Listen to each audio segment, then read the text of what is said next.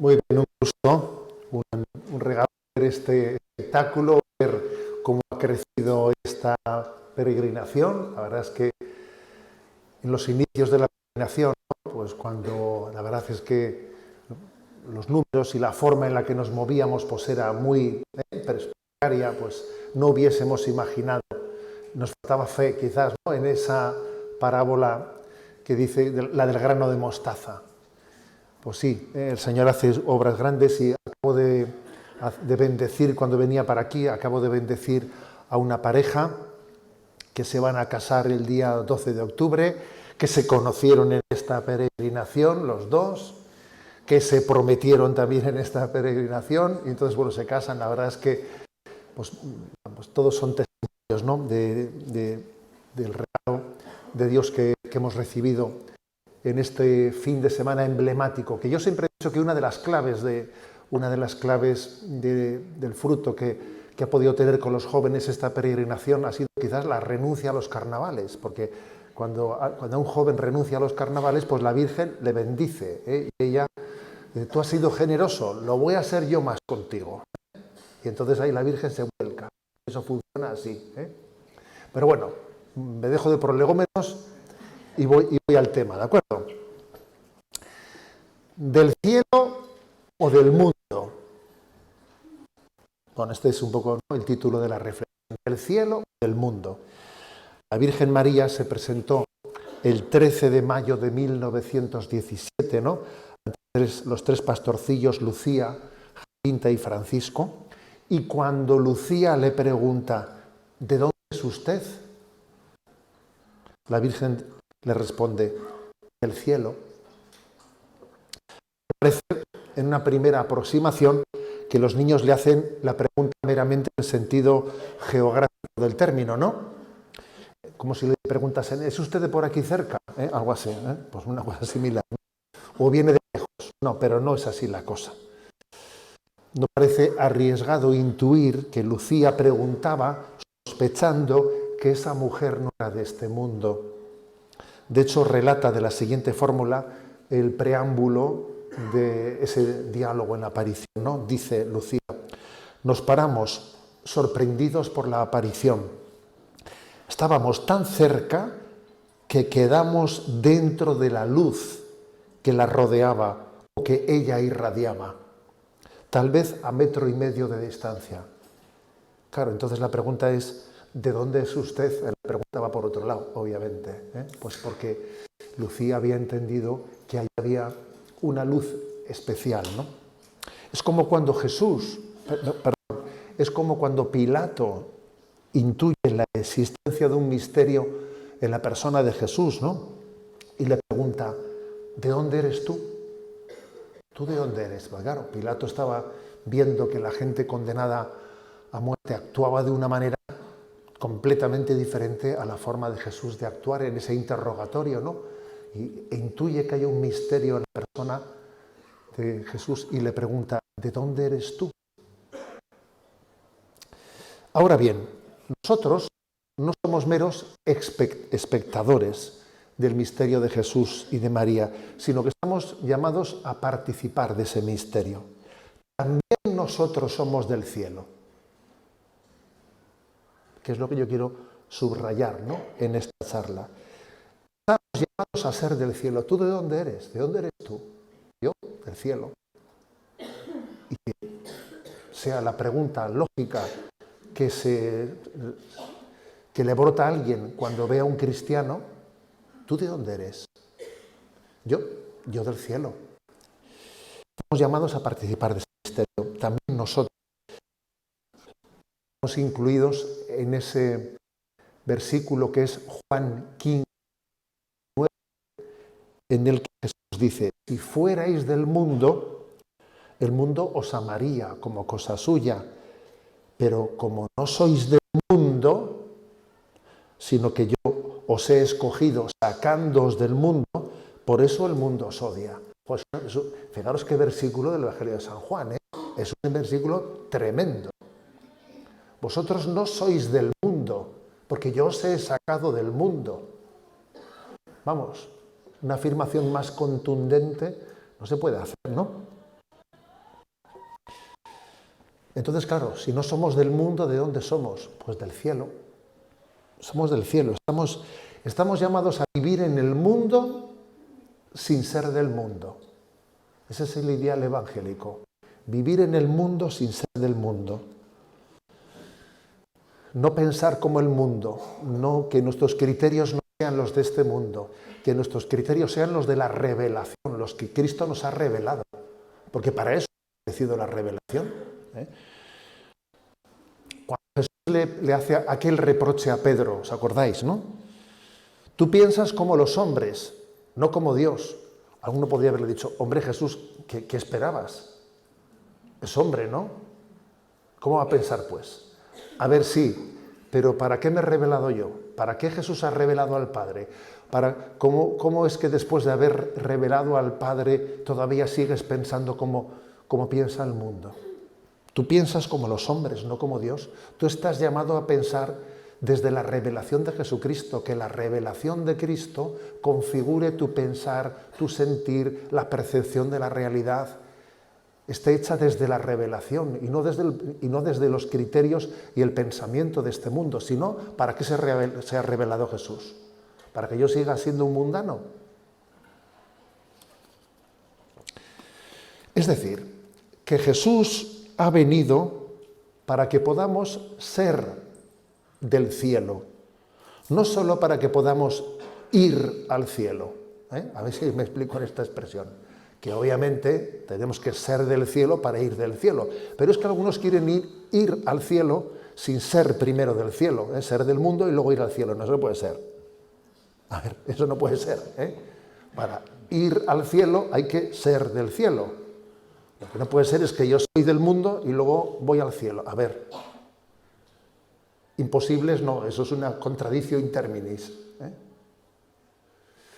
Jesús ha venido para que nosotros seamos del cielo, no solo para ir al cielo.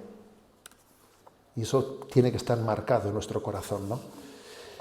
Y para poder vivir esta realidad es absolutamente necesario, pues que nos demos cuenta de que vivimos en continuo contraste, y no fácil, sino a veces duro, entre qué supone ser del mundo y ser del cielo.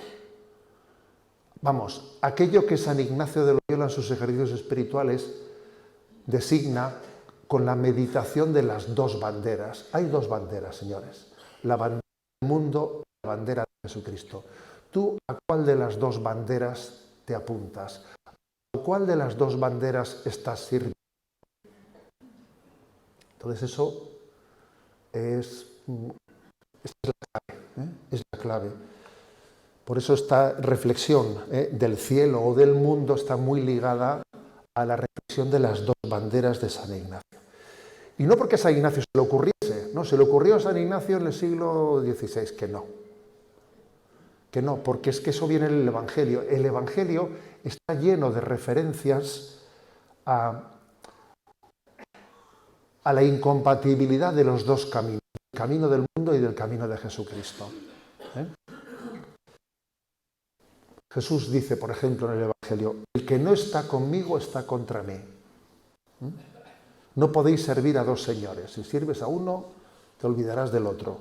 El que quiera seguirme, que se niegue a sí mismo, que coja su cruz y que me siga. El que busque su vida la perderá. El que por mí, si al maestro le ha perseguido, también te perseguirá a ti. Mirad que os envío como ovejas en medio de lobos. A ver, el Evangelio está lleno de expresiones en las que se subraya la contraposición entre el camino del mundo y el camino de Jesucristo. Está lleno. No es que sea, no, hay un versículo, no. Es un hilo conductor que lo empapa, que lo llena todo, ¿no? O de Cristo o del mundo. Jesús no jugó a hacer pues, componendas. Jesucristo no fue un moderador de pluralismos, fue un maestro de la verdad. A ver, si no, ¿de qué evangelio estamos hablando? Vamos a hacer un punto intermedio, ¿no? Venga, ni para ti ni para mí, ni soberbia, pero ni tampoco humildad, ¿no? sino un poco, pues, un sentido crítico, una dignidad propia, ¿no? A ver, no, ese no es el estilo de Jesucristo, ¿eh? Él no está haciendo esas falsas componendas, ¿no? Entonces, el Evangelio claramente nos habla de las dos banderas y tenemos que ser conscientes de que la mundanidad se infiltra más allá de nuestra capacidad de percatarnos de ello. Y hay que estar atentos a eso. Y a veces, recuerdo que nuestra madre, cuando hacía un poco así la limpieza en casa, decía, es increíble cómo se mete el polvo, pues si están las ventanas cerradas, ¿eh? Bueno, pero por algún sitio entra el polvo aquí, ¿no? Pues con la mundanidad pasa exactamente así. A ver, ¿por dónde ha entrado la mundanidad? Bueno, pues ya te digo yo que ha entrado.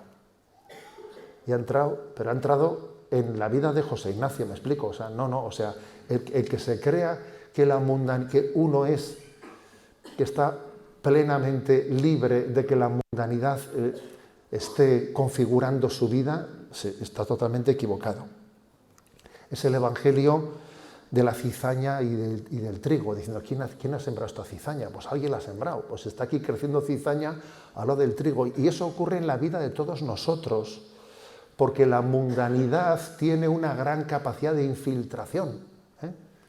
Yo he utilizado mucho esa expresión de que este cambio cultural de secularización que está ocurriendo, ¿no?, en nuestro tiempo, pues se produce de una forma, bueno, últimamente mucho más rápida, por cierto, ¿eh? Últimamente ya es difícil disimularlo.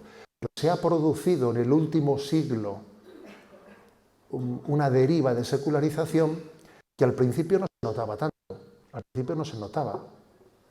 Y entonces era como si a los peces les cambian el agua de la pecera sin que se den cuenta que les han cambiado el agua de la pecera. Anda, si me han cambiado el agua de la pecera y yo no me entero, y estoy nadando en suero y esto no es agua, es otra cosa. Pero eso ha acontecido sin que tú te enteres, ¿no? Por eso, esta reflexión que hacemos es una llamada de atención a cómo está nuestro corazón, cuáles son nuestras disposiciones interiores, las intenciones ocultas, ojo, intenciones ocultas, que a veces anidan en nosotros intenciones ocultas. Sí, quiero ser del Señor, pero al mismo tiempo, pues también estoy sirviendo a este mundo. Por eso, esta reflexión del cielo o de la tierra es muy importante. La teología espiritual de la Iglesia habla de que hay tres enemigos del alma: mundo, demonio y carne. Yo me voy a fijar especialmente en esta reflexión en lo primero, en el mundo, aunque alguna cosa diremos al final sobre el demonio y la carne.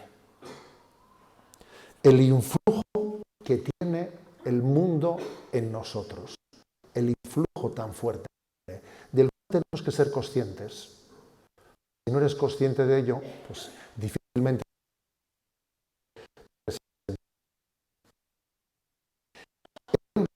O sea, el hombre que no es santo depende mucho más del mundo de lo que él se imagina. Vive casi sujeto a él, en su modo de pensar, de sentir, de hablar, de hacer. Por ejemplo, el peso de las modas es tremendo en él. Si no está la moda, se siente ridículo, se siente ridículo, y el peso de la moda en nosotros pues, tiene un influjo muy grande, ¿no? Esto es así, y eso también pasa en cuanto a los valores de vida, por ejemplo, ¿no? Por ejemplo, lo que se llaman pecados de época. ¿Qué significa pecado de época? Pecado de época es aquel que acontece en un tiempo histórico determinado sin que, por el influjo cultural en el que están inmersos, los habitantes de ese tiempo y de ese lugar lo perciban. Es un pecado de época. Por ejemplo, durante muchos siglos se vivió la esclavitud, oye, y a nadie le parecía que eso fuese pecado. Bueno, quizás pecado es si te pasas un poco con el esclavo, ¿no? Pero bueno, si no te pasas mucho, pues tampoco está tan mal, ¿no? O sea, ojo, existen pecados de época, que durante bastantes siglos nos hemos comido con patatas lo de la esclavitud, ¿no? Otro pecado de época es, pues, el aborto, el que pueda parecer que es un derecho de la humanidad, pero bueno, estás hablando de matar a tu hijo. Y eso es un eclipse, ¿no? Un pecado de época es un eclipse en la conciencia moral colectiva de un pueblo en determinadas materias. ¿Y eso cómo se explica? Porque el influjo del mundo en ese contexto cultural es tan fuerte, que llega a eclipsar la capacidad de la conciencia de discernir. Eso a nivel global. De no ser que los hijos de ese tiempo, que siempre los ha habido, han dicho, un momento, mi conciencia se guía desde el Evangelio, no desde el influjo cultural de este tiempo. Y entonces sí, a ese no le colarán, ni le colarán lo de la esclavitud, ni le colarán lo del aborto, ni le colarán nada, porque su punto de referencia es la revelación, no es el influjo cultural de nuestro tiempo, ¿no? Que decía Chesterton, ¿no?, que el cristianismo es el único que puede liberarnos de la esclavitud de ser hijo de tu tiempo. Porque claro, es una esclavitud ser hijo de tu tiempo. Yo soy hijo de Dios, no soy hijo de mi tiempo. Oiga. Yo vivo en este tiempo, pero no soy hijo de este tiempo, soy hijo de Dios. El cristianismo es el único que puede liberarme de la degradante esclavitud de ser hijo de tu tiempo o hijo del lugar en el que has nacido. Entonces, pues, que quede claro que el influjo es muy fuerte, ¿no? San Pablo dice, vivíamos esclavizados bajo los elementos de este mundo. Entonces, ¿qué ocurre? Que el deseo de agradar, de que acepten, de coincidir, de recibir aprobación social, el miedo a ser el bicho raro, el miedo a sentir, a enfrentarte con los demás, condiciona grandemente, ¿no?, al individuo. Todos hemos oído ese experimento que se hizo en el año 1960. Es un experimento viejísimo, del año 1962. Un grupo de voluntarios fueron requeridos para experimentar los efectos de ciertas vitaminas que permitían mejorar la vista, ¿no? Entonces se buscaban voluntarios, se les daba una compensación y allí que se presentaron no sé cuántos, ¿no? En realidad se les estaba inyectando una sustancia totalmente inocua. No eran... Cada sujeto esperaba en una sala de espera a ver qué efectos tenía, ¿no? Entonces, ¿qué ocurre? Que cuando estaba él solo estaba perplejo. No sé si la vista está mejorando o no me está mejorando, pero le metían uno en la sala, que ya estaba dentro estaba compinchado, que se supone que también le había metido el mismo que él, decía, joder, pero si es que veo muchísimo mejor, si es que se me está aclarando y tal, pues también yo, y tal, ¿no?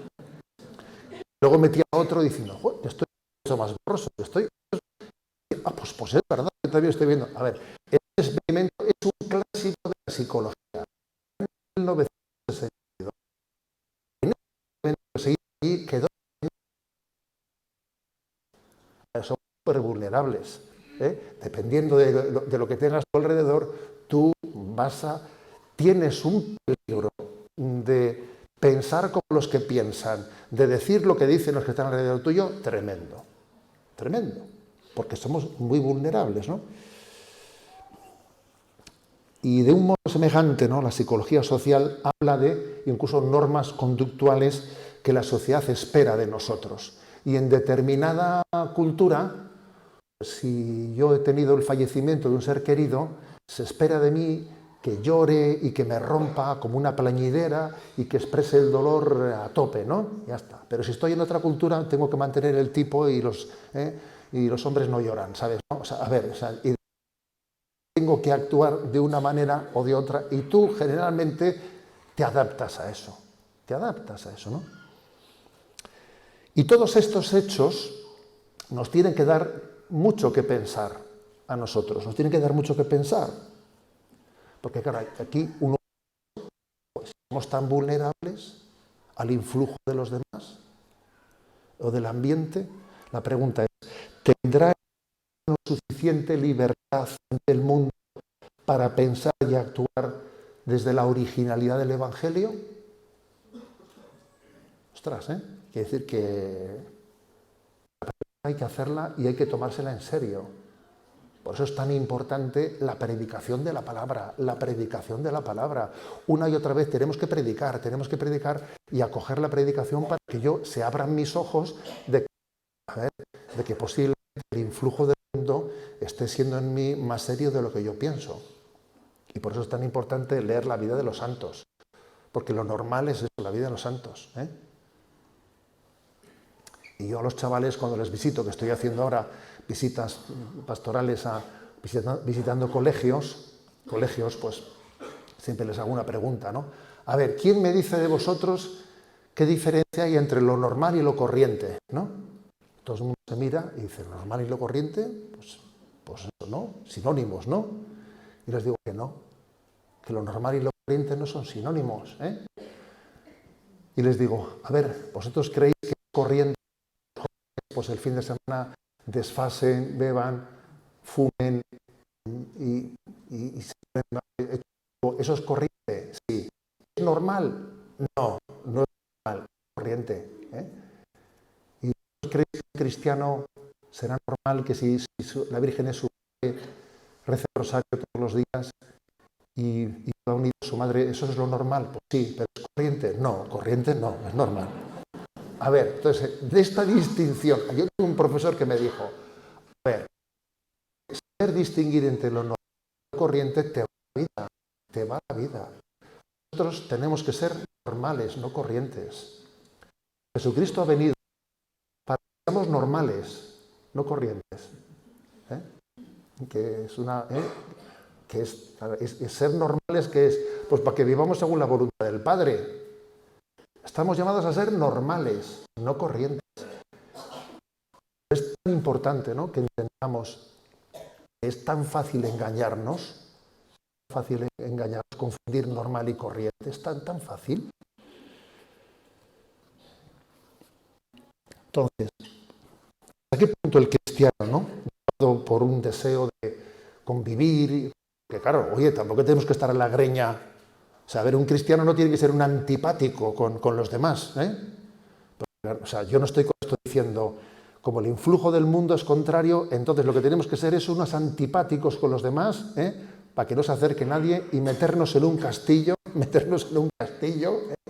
y allí, pues como hacen algunas sectas, ¿no? Nos vamos a no sé qué sitio y vivimos allí. No, ese no es el ideal del Evangelio, ¿no? Estamos llamados a vivir en el mundo sin ser del mundo, ¿no? Pero las preguntas es normal que nos hagamos. ¿Hasta qué punto el cristiano, llevado de ese deseo de convivir con los demás, tendrá que aceptar los roles sociales, ¿no?, que configuran un ambiente? ¿Tendrá la fuerza del espíritu necesaria para, cuando sea necesario, ser un disidente?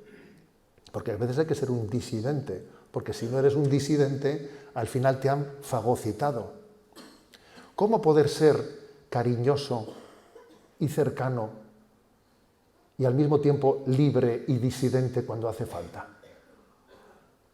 ¿Cómo conseguir eso? Que uno sea cariñoso, cercano, que no sea un antipático, pero al mismo tiempo sea libre en su criterio, en su juicio, y sea capaz de disentir cuando hay que disentir, en la caridad. Eso es solamente el Espíritu Santo nos puede dar ese don. Solamente el Espíritu Santo nos puede dar ese don. Y obviamente tenemos que pedirlo y también contemplarlo realizado en muchas personas, porque se aprende mucho de los testigos de Cristo. Mira cómo lo hace. Mira qué don le ha dado Dios. Mira, es decir, se aprende mucho de los testigos de Jesucristo. Y obviamente el que a buen árbol se arrima, pues buena sombra le cobija. Y es tan importante, pues, beber de la tradición cristiana, fijarnos en la vida de los santos continuamente, ¿no? Porque es un reto el que tengamos la libertad para poder acoger la revelación sin que sea deformada por el influjo del mundo. Además, los influjos sociales se reciben inconscientemente. Las personas no suelen sentirse cautivas de este mundo, aunque de hecho lo estén. Normalmente creen que sus convicciones y sus conductas parten de opciones personales, conscientes y libres, pero de eso nada, ¿eh?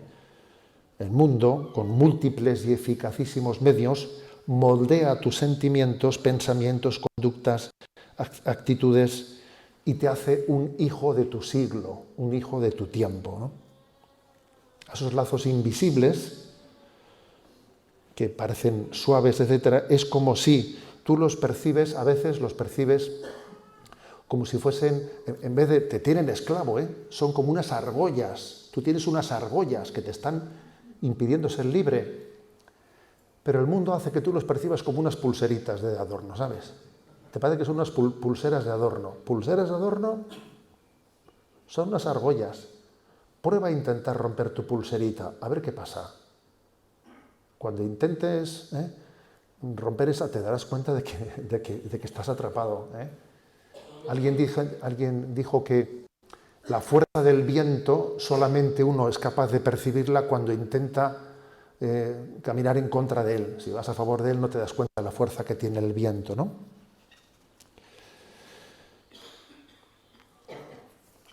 Pues bien, voy a decir una cosa más, porque alguno diría, como yo estoy insistiendo en ese conformismo, etcétera, ¿no?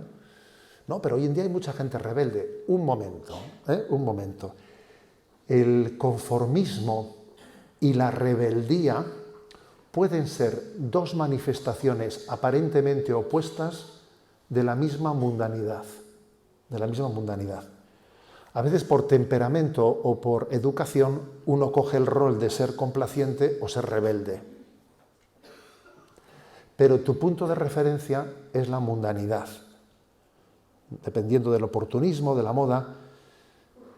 Entonces, el hombre que no ha alcanzado la santidad se suele afiliar, uno se afilia al conformismo y otro se afilia a la rebeldía. ¿De qué se habla? Que me opongo. Pero en el fondo lo tuyo es la mundanidad. Y el que va de conformista, que lo que digan los demás es lo que pienso yo, es por mundanidad. En el fondo estas dos posturas se asemejan mucho, ambas son gregarias y están formuladas automáticamente en forma reactiva o de aceptación de la mundanidad. Pero en el fondo es mundanidad lo que elijo. Sin el auxilio de Cristo no se alcanza la verdadera libertad interior.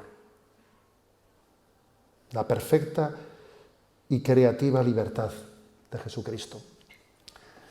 Ayer en el viaje para aquí, pues aproveché el vuelo y escribí un articulito, que espero que se publique el miércoles de ceniza, y en él hablé del tema de la adicción a la pornografía, que quizás es una oportunidad que comenzamos a tener, una oportunidad en la que la sociedad puede llegar a percatarse de cómo las aparentes banderas de libertad, en el fondo, son un puro engaño y están escondiendo la esclavitud. O sea, a veces es como si al maligno se le escapase un poco, ¿no? Se le ha ido un poco, se le ha ido la rosca, y entonces es como si quedase patente la falta de libertad en la que el mundo, de la que el mundo es objeto, ¿no?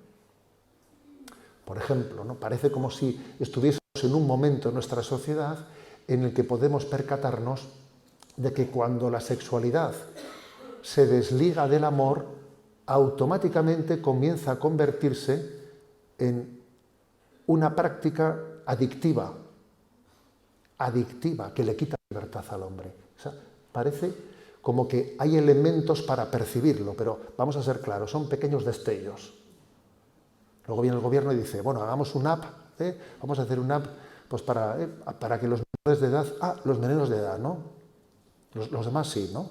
A ver, vaya autoridad moral vamos a tener, ¿no? Eso es como el padre, ¿no? Que con un porro en la mano le dice a su hijo, como me entere que coges un porro, a ver, que tienes un porro en la mano, o sea, ¿qué autoridad moral vas a tener tú para decirle nada a nadie, ¿no?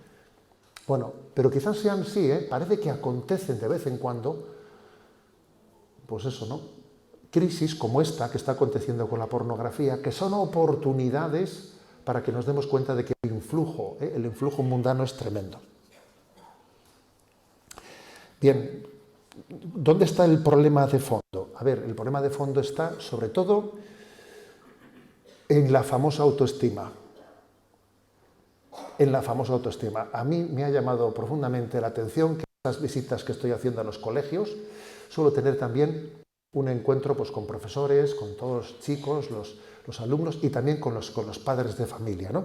Entonces, los que preparan un poco los encuentros suelen ofrecer a los padres, a ver, distintos temas de los que quisieran ustedes que les hablase el obispo, pues para que así después haya un poco más de atención. A ver, elijan ustedes el tema de que les gustaría que el obispo les hablase y tal. ¿Sabéis cuál es el tema estrella, el que pide la mayoría? Entre todo un elenco que se les da, ¿no? El tema estrella es cómo ayudar a nuestros hijos a quererse. Eso a mí me ha sorprendido. Cómo ayudar a nuestros hijos a quererse. Es decir, que existe una conciencia muy evidente de que la vulnerabilidad que tenemos si no tenemos una autoestima fuerte, claro, pues eres súper vulnerable. Eres súper vulnerable. Claro, en esto, ciertamente, la crisis se manifiesta, ¿no? En esa petición de una charla sobre ese tema. Yo no me imagino que mi madre necesitase una reflexión sobre cómo ayudar a nuestros hijos a quererse. A ver, es un momento que a nuestros padres no se les ocurría eso. O sea, esto es propio de un tiempo en el que lo tenemos todo y resulta que no tenemos nada. No tenemos nada y no nos queremos a nosotros mismos. Es decir, el problema está en cómo fundamos nuestra autoestima. Si yo no fundo la autoestima, si yo no la fundo en que Dios me quiere, o sea, el amor de Dios funda mi autoestima. Yo existo porque Dios me ha amado. Y eso está por encima de cualquier otra consideración. ¿Cómo me percibirán los demás? ¿Qué es lo que ocurre? Lo que ocurre es que si yo no parto de eso, hoy en día, ¿cómo se funda la autoestima? A ver, necesito destacar en algo frente a los demás. Si no destaco en algo, el chaval va a tener un complejo. Porque, a ver, pues tengo que ser bueno en fútbol, por lo menos, ¿no? Si las, no. Y luego viene el tema de las fotos. A ver cómo salgo en las fotos. A ver tal, a ver esto. Hace poco unos padres me decían que tienen una hija con anorexia, ¿no? Me decía la madre, yo estoy convencida de que este problema se estalló con la utilización del Instagram, porque me gusto, no me gusto, mira cómo he quedado, o sea, necesito que los demás me miren, necesito ser admirado por alguien, necesito ser admirado por alguien, ser reconocido por alguien. Esa es la trampa. Esa es la trampa en la que la mundanidad tiene una fuerza en nosotros descomunal. En ese momento uno tiene que buscar reconocimiento social. En ese momento el mundo tiene un poder sobre ti tremendo. Si tú para valorarte a ti mismo necesitas, ¿no?, que los demás te estén alabando, te estén considerando, estás atrapado por el mundo. Eso es como el pintor, ¿no?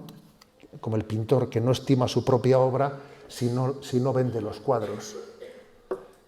Si no vendo los cuadros, pues vaya porquería de pintor soy yo. Nadie compra mis cuadros. A ver, ¿tus cuadros son tus cuadros? ¿Los compre alguien o no? Eso es como el cura, como el sacerdote, que estima y valora su vocación, pues dependiendo de que los fieles se acerquen a él, le reconozcan, le tal, ¿no? Pues me estoy acordando de un misionero, ya fallecido, un misionero, ya era obispo de San Sebastián, y el pobre tenía, pues allí, le apareció un cáncer de piel en las misiones y vino para tratarle, etcétera. Bueno, pues yo le encomendé, mientras que compaginaba con su tratamiento, le encomendé una pequeñita encomienda, pues en una parroquia de Rentería, en una zona pues de mucha secularización, y el hombre pasa una semana, 2 semanas, 3 semanas y me vino y me dijo, mire, señor obispo, yo me vuelvo. Dice, pues que no me traten el cáncer, pues que no me lo traten, me dije, pero 2 o 3 semanas nadie ha tocado la puerta, nadie me ha tocado la puerta. Yo allí soy el padrecito, ¿sabe? Todo el mundo pues me quiere, me alaba, me busca, y aquí ¿quién soy yo, no? Y claro, la verdad es que aquel fue una conversación inolvidable la que tuvimos, ¿eh? Una conversación inolvidable en la que, claro, al final uno dice, es que yo cómo valoro mi vida. O sea, yo la valoro por la respuesta que encuentro en los demás. Es que, vamos a ser claros, eso es bastante difícil que no sea así, de no ser que yo tenga un grado de presencia de Dios y un ponerme ante Dios que sea el que verdaderamente configure mi vida. Eso es fácil decirlo, pero supone un vivir en presencia de Dios con mucha intensidad. Si no, el reconocimiento de los demás va a ser el determinante en tu vida. Eso es tan fácil que le ocurra al pintor, que le ocurra al sacerdote, que le ocurra también al padre, porque se resulta que tiene un hijo que tiene una dificultad muy especial, al final se empieza a sentir fracasado y empieza a decir, pues yo no lo he hecho bien y no sé qué, y empieza, su frustración viene pues porque las cosas no han salido como él hubiese soñado que saliese, ¿no? Pero es que nuestro gran problema es en dónde fundo mi autoestima. ¿En dónde la fundo? Entonces, es una aberración que yo funde mi autoestima en la estima del mundo. Es una aberración. Aparte que nos hace absolutamente esclavos, ¿no? Absolutamente esclavos. Y entonces, pues es que esto no tiene más remedio que decir, con respecto a esa pregunta, ¿no? ¿Cómo hacer que nuestros hijos se quieran? Iros a las librerías de los aeropuertos. Es increíble cómo están todas llenas de libros de autoayuda, ¿eh? Por todas las esquinas son libros de autoayuda. Tal. A ver, que no me voy a meter yo con eso, ¿sabes? Pero que es obvio que todo eso es paja y es humo si no tienes una razón objetiva para quererte a ti mismo. Y una razón objetiva es que Dios me ha creado, Dios me ha hecho. El día que mis padres engendraron un embrión, al mismo tiempo Dios creó un alma. Y en el origen de mi vida hay un acto creador de Dios. Yo soy un hijo deseado de Dios, un hijo amado. Y la famosa película de Little Boy, que es mi película favorita. Me han hecho hace poco una entrevista y me preguntan, ¿cuál es su película favorita? Y dije, Little Boy de Eduardo Verástegui.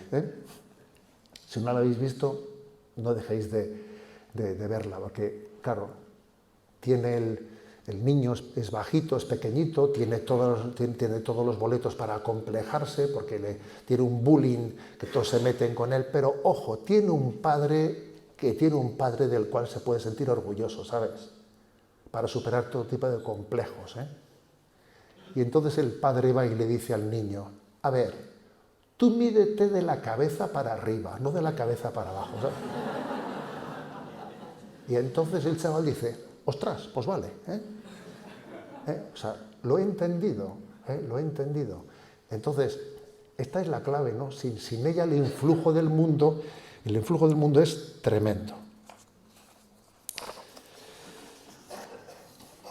Para que Dios nos renueve, para que Dios nos santifique, es necesario que nos desmundanice. No se puede uno santificar sin haberse desmundanizado, que es lo que decía yo antes. No puedes ir al cielo sin ser del cielo. A ver, eso no puede ser. La santificación supone la desmundanización. En la tradición cristiana se habló de que la vida espiritual tenía como 3 fases, ¿no? La vía purificativa, la vía iluminativa y la vía unitiva. Purificativa, iluminativa y unitiva. Es que algunos quieren la iluminativa sin la purificativa y eso no existe. No existe. Entonces nos tenemos que tomar en serio, ¿no? la desmundanización. Por ejemplo, ¿no? Cuando dice Romanos 12:2, no os conforméis a este siglo, sino transformaos por la renovación de la mente. Joder, fíjate tú, no te conformes a este siglo, transfórmate por la renovación de la mente. ¿Y eso cómo se hace?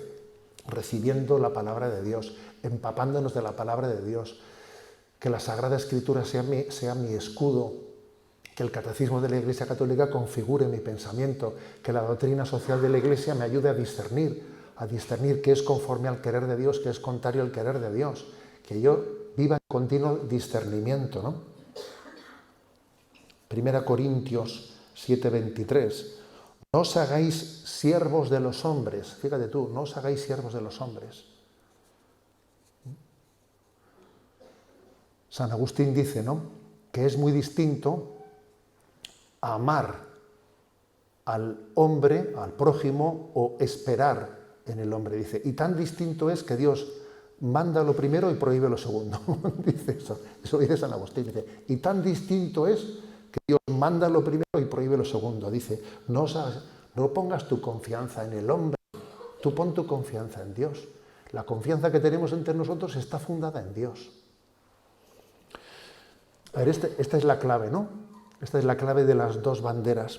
Decía que me iba a centrar así más específicamente en el mundo, pero que también voy a decir algo sobre el demonio y la carne, porque es cierto que esos tres enemigos, mundo, demonio y carne, no actúan desconectados entre los tres. A ver, no, esos tres enemigos de facto actúan de una manera conjugada. La famosa película esta de Nefarious, que se está ahora pues un poco extendiendo y visualizando, ¿no?, obviamente no ilustra cómo son las posesiones. Me ha escrito un exorcista, y como yo había animado a ver la película diciendo que me parece muy interesante, y me ha escrito un exorcista diciéndome, señor obispo, que es que me parece que esa película, da una imagen distorsionada de lo que son las posesiones. A ver, por supuesto, las posesiones no son así. Con el demonio no se habla de esa manera, como si fuese una conversación. A ver, eso no es así. Eso jamás ha sido así. Esa película no es interesante en ese sentido de que ilustre cómo tienen lugar las posesiones, no. El demonio no cuenta tanto que va a contar, todo lo contrario. Pero lo interesante de la película es que ilustra cómo el demonio campa a sus anchas gracias a la introducción del pensamiento mundano. Diciendo, aquí, bueno, pues eso, ¿no? Por ejemplo, se lo pasa bomba con el cura secularizado, ¿sabes? Que no cree, se lo pasa bomba con él. Le dice, mira, aquí viene el cura ahora que no cree en el demonio. Madre mía, si lo llego a haber sabido, te invito antes, ¿sabes? Claro, se lo pasa bomba con él. Y claro, o sea, enfatiza, pues como por ejemplo, esa supuesta libertad del hombre, ¿no?, o esa falsa imagen ética, es toda mentira, tú a tu madre te la has quitado de encima con la eutanasia para quedarte con tu dinero, y tú a tu novia le has llevado a abortar, que está abortando ahora, pues, es decir, es magnífica la película en cuanto subraya el pensamiento mundano relativista, en el que obviamente el maligno se mueve pues como Pepe por su casa, ¿no? No existe lo objetivamente bueno ni lo objetivamente malo, no existe. Hemos celebrado el 30 aniversario, el verano pasado, el 30 aniversario de Veritatis Splendor, aquella encíclica de San Juan Pablo II en la que enfatizó la existencia de un mal objetivo, de lo que se llama intrínsecamente malo, ¿no? Y es que hoy en día es más importante que nunca hacer esa afirmación. En cuanto a la carne, por otra parte, eso en cuanto al influjo del demonio, que obviamente el influjo del demonio quiere que el mundo piense mundanamente, ¿no? Y en cuanto al influjo carnal, en este momento se está dando una conexión plena entre lo mundano y lo carnal, porque el deseo, ¿no? O sea, el que alguien conduzca sus decisiones, sus opciones por su deseo carnal, pues podríamos decir que es propio del influjo del mundo, no tanto del mundo, del demonio, sino de la carne, ¿no?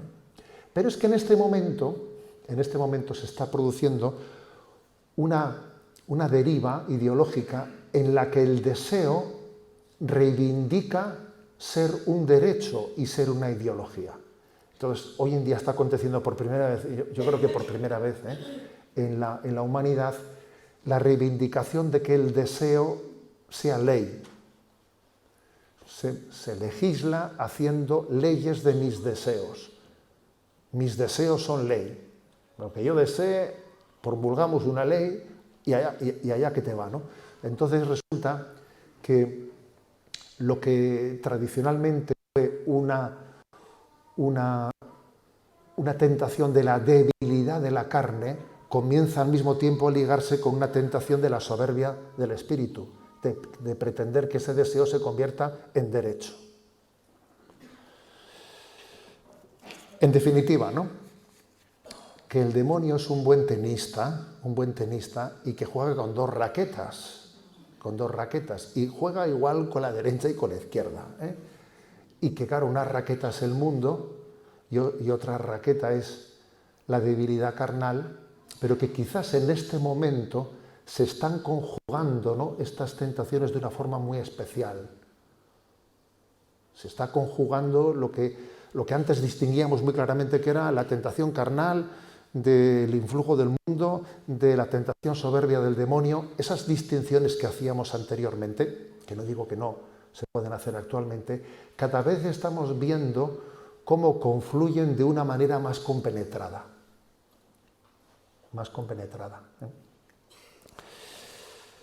En resumen, señores, ¿del cielo o del mundo? Del cielo, me explico, del cielo. Somos del cielo. Somos del cielo. Jesucristo ha venido para que podamos vivir en esta vida siendo del cielo. Se ha revelado, se nos ha mostrado, nos acompaña. El acompañamiento espiritual que la Iglesia nos quiere dar es precisamente para que vivamos un pequeño cielo, ¿no? Y tenemos muchas experiencias del cielo. Por ejemplo, ¿acaso nuestro encuentro aquí no es una experiencia de cielo? ¿Acaso vuestra vida familiar no tenéis en ella muchas experiencias del cielo? Alguno dirá, a veces también de lo contrario, pero un momento. Vale, lo digo porque ya estaba yo escuchando aquí. Me estaba llegando. Pero sí, existen experiencias del cielo en la familia, en el seno de la Iglesia. Existen experiencias del cielo. Yo qué sé, vas a un cenáculo y ves allí lo que es la vida del cenáculo, los chicos recuperándose de la droga, ¿no? Y dice uno, ojo, el cielo está aquí. El cielo está aquí. Hay muchas experiencias del cielo. Nosotros estamos llamados a que esta vida sea el cielo, a que el reino de Dios se instaure plenamente, ¿no? A que el Señor reine plenamente en nuestro corazón, en nuestra familia, en nuestra sociedad, ¿no? y en el mundo entero. Gloria al Padre, al Hijo y al Espíritu Santo, como era en el principio, ahora y siempre, por los siglos de los siglos. Amén. Muy bien. Nos quedan 5 minutitos, te hago una pregunta. Vale.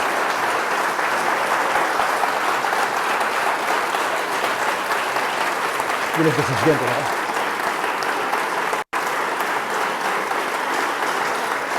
Muy bien. Muy bien.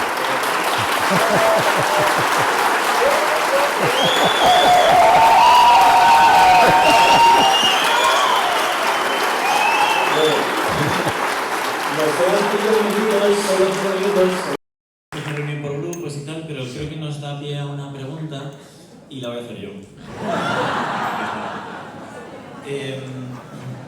El otro día comentábamos que nosotros, lo dije así, igual me corrija José Ignacio, que nosotros no éramos familias nefarius, que nosotros no éramos familias chosen, ¿no? Que nosotros éramos familias del reino de Cristo, ¿no? Y ahora en estas palabras tan iluminadoras me parecía que en este, o sea, chosen es maravilloso, ¿vale? Pero nos faltaba la Eucaristía, nos faltaba la Iglesia, el Papa, bueno, un poco este aspecto y el aspecto del reino de Cristo, ¿no? De este cielo que vemos aquí, civilización del amor. Pero en este sentido, creo que hay muchas familias que, bueno, vais comentando, que no estás solo en condenar las tinieblas, ¿no? Como en condenar el mundo, sino como en vivir, tratar de vivir esa vida del cielo, ¿no? Lo que se transmite por el gozo, se transmite por la contemplación de la belleza. No sé, un poco este acento que a veces los padres, ¿no? Pues en la corrección del mal, ¿no? El acento en la corrección del mal, no sé si nos puede decir alguna palabra. A Santi le conocí así siempre, ¿eh? Siempre le he conocido así. Bueno, a ver, yo creo que esto que dices es verdad, ¿no?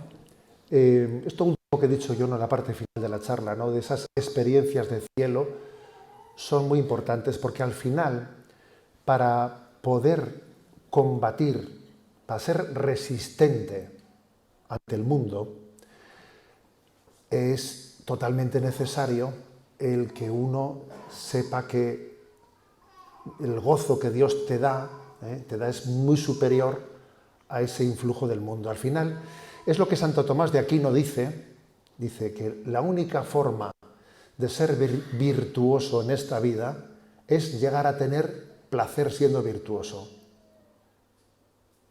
La verdad es que es curioso eso que dice él, ¿eh? Pero como tú seas virtuosa por mero moralismo, por mero imperativo moral, por mero esfuerzo, y no hayas llegado a tener la experiencia de, pero qué gozada vivir así, pero qué gozada vivir en gracia, ¿no? Pero qué gozada la Eucaristía. Pero, me explico, pero si es no solo es un mandamiento, ¿no? La Eucaristía, sino que es un regalo de Dios. Si no llegamos ahí, mal asunto. Va a ser imposible que seas resistente ante el influjo del mundo.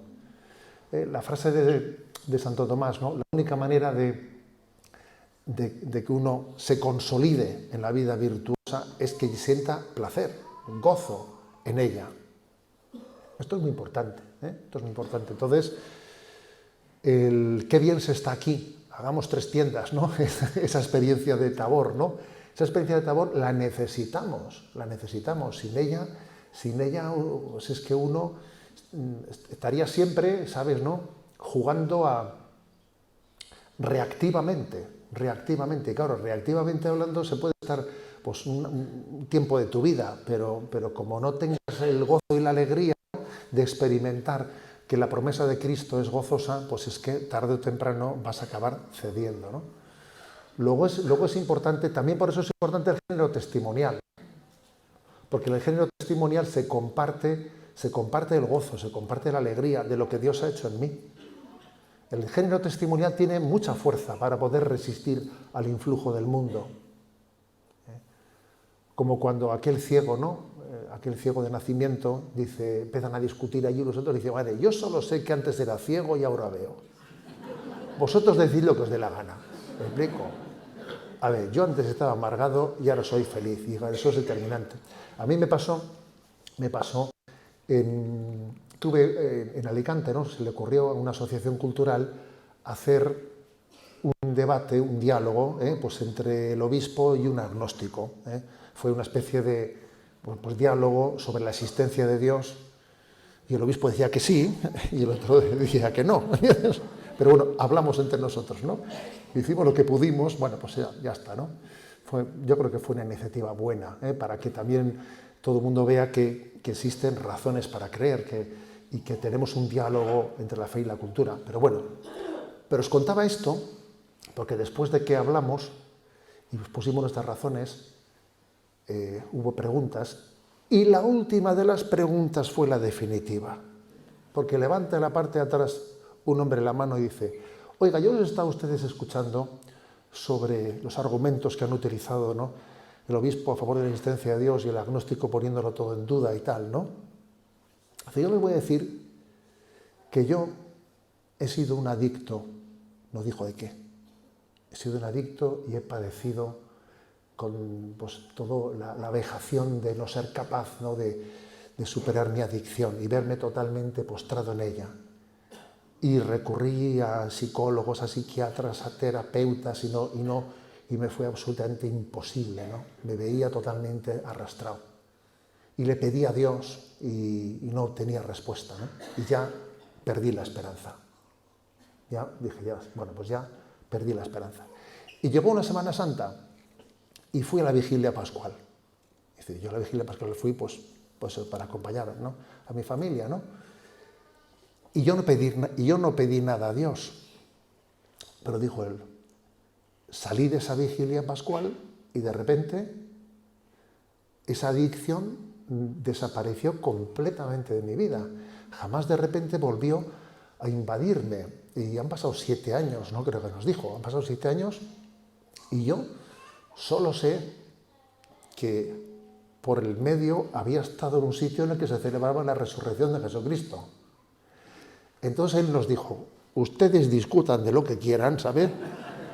Pero yo aquí solo sé que antes era ciego y ahora veo, ¿sabes?, ¿no?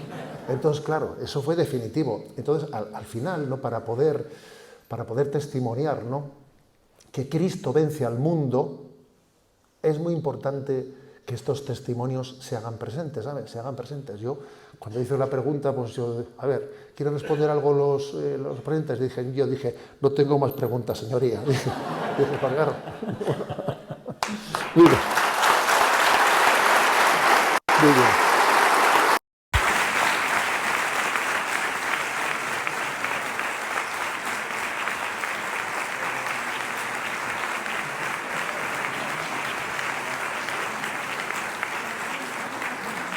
Nos ha contado, y ya terminamos, nos ha contado esta mañana en el desayuno una cosa que me ha hecho mucha gracia. Y por el tema de no dejarse llevar por lo que dice el mundo y lo que piensan los demás. Es que este Santi es tremendo. Les he contado, me han dicho, a ver, anécdotas del obispo de Alicante. Tiene su cosa. Ser obispo de San Sebastián tiene sus cosas, pero no os penséis que de Alicante tienen las suyas, ¿eh? Entonces les he contado en el desayuno que estaba en Benidorm, celebrando pues la fiesta de Santiago, que es allí el patrono de la parroquia. Entonces salimos, claro, allí conviven dos mundos que son absolutamente distintos, ¿no?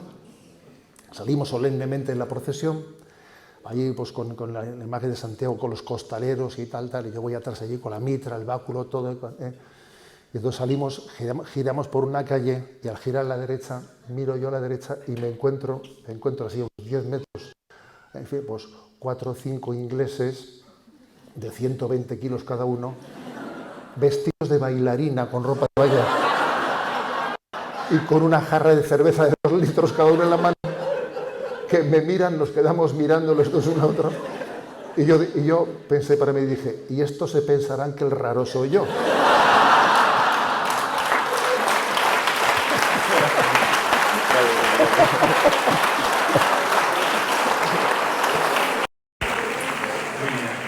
Muchísimas gracias, don José Ignacio, una vez más, por sus palabras, por su enseñanza y por estar con nosotros en este tono distendido también de amistad y por su testimonio de amor a la Virgen y a la Iglesia.